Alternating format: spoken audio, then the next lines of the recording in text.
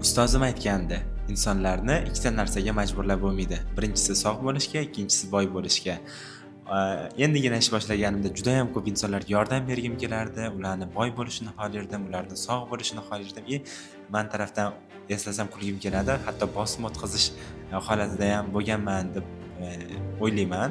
Hozirgi kunda bu umuman o'zgarib ketdi, chunki men ham ulg'aydim, bu narsani endi tushunib yetdim desam ham bo'ladi. Insonni o'zi shunaqa vaqti bo'lishi kerak ekan. Boshi urilgandan keyin sog'liq yo'q bo'lganda sog'liqni qadriga yetadi. Puli yo'q bo'lgandan keyin pulni qadriga degani rost narsa ekan. Sog'liq haqida yana bitta narsa aytmoqchi edim. Shunaqa yaqinda bitta gap o'qib qoldim. Sizni sog'lig'ingiz bo'lgan paytingizda muammolaringiz millionta bo'ladi. Agar sizni sog'lig'ingiz bo'lmagan paytda sizni muammongiz faqatgina bitta bo'ladi. U ham bo'lsa sog'liqni tiklash, sog'liqni topish. Shuning uchun ikkala narsani ham bor paytida qadriga yetganimiz yaxshi.